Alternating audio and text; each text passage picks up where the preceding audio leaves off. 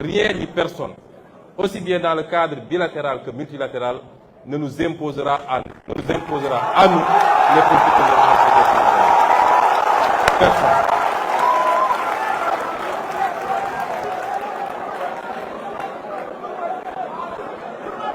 Et donc, nous allons développer ici quelques axes qui nous paraissent importants, des propositions, des offres sur ce qui doit pouvoir relancer cette coopération sur de meilleurs termes qu'elle ne l'est actuellement. Mais avant, je présenterai brièvement le modèle qui est le nôtre. Nous sommes arrivés au pouvoir avec un modèle que nous avons présenté aux Sénégalais pendant 10 ans. Nous n'avons pas été élus parce que nous avons des machines à billets pour distribuer à un électorat. Non.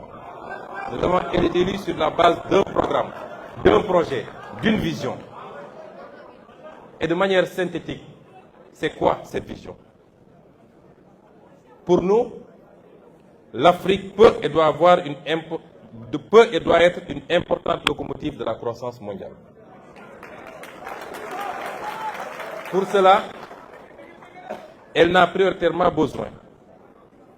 Elle n'a pas prioritairement besoin d'un traitement de faveur ou d'une approche infantilisante, comme ce fut le cas jusque-là. Elle n'a pas besoin d'un modèle principalement financé de l'extérieur à travers une dette mal maîtrisée et libellée en devises étrangères,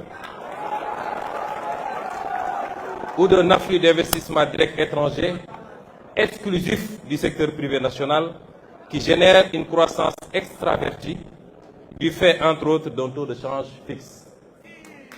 On nous parle de croissance depuis des années. La pauvreté n'a pas cessé de galoper.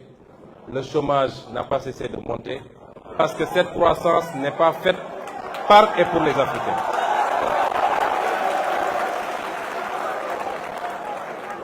Tel est le schéma auquel est soumis le continent africain, et le Sénégal en particulier, par le libéralisme ambiant qui les a réduits à un statut de marginaux dans leur propre continent. Les conséquences sont sans appel. Comme je l'ai dit tout à l'heure, extrême pauvreté, chômage, déstabilisation, crise politique et émigration clandestine. Le modèle que nous voulons donc est totalement opposé et repose sur une mobilisation optimale des ressources endogènes d'abord. Leur utilisation efficace, efficiente et transparente dans un état de droit et un environnement de liberté économique qui soit propice au secteur privé, national d'abord, africain ensuite, international enfin. Et ce modèle permettrait aux petites et moyennes entreprises africaines d'être les porteuses de la croissance par leur inclusion financière dans une monnaie compétitive qui ne soit pas arrimée. Dans ce modèle donc, l'Afrique doit être sa propre locomotive. Et le reste du monde en bénéficiera nécessairement, y compris en apportant des compléments de ressources financières, technologiques et en offrant leur marché.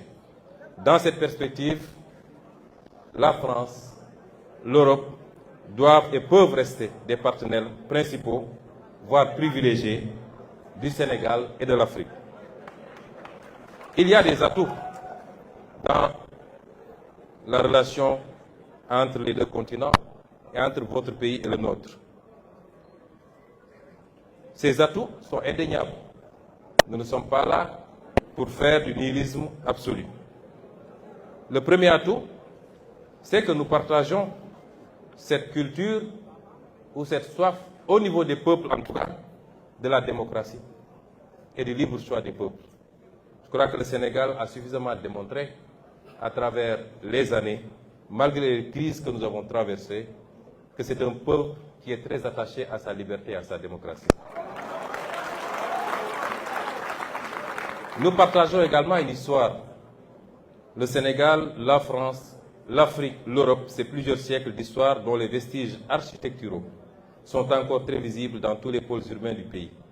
Des siècles d'histoire traversés d'épreuves, douloureuses, subies ou partagées, mais qui ont créé également un lien à nul autre comparable. Nous partageons également la langue, vous en avez parlé, au point de dire que cette langue appartient à ceux qui la parlent et qui sont majoritairement sur le continent africain.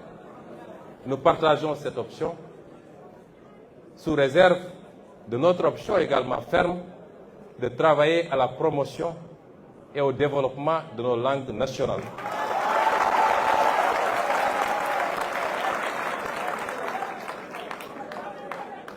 Nous partageons également un corpus institutionnel et juridique. L'un des solides héritages justement de cette histoire réside dans la similitude des systèmes institutionnels et juridiques en usage dans nos pays, ce qui simplifie et stimule les rapports de travail, la mobilité professionnelle, des professions libérales par exemple. J'ai ici devant moi Maître Tine, qui est à la fois avocat au barreau de Paris et au barreau de Dakar du Sénégal, et le partage d'expériences également. La proximité géographique, le continent qui nous est le plus proche, évidemment, est le continent européen. Et pour le Sénégal, une attention mutuelle.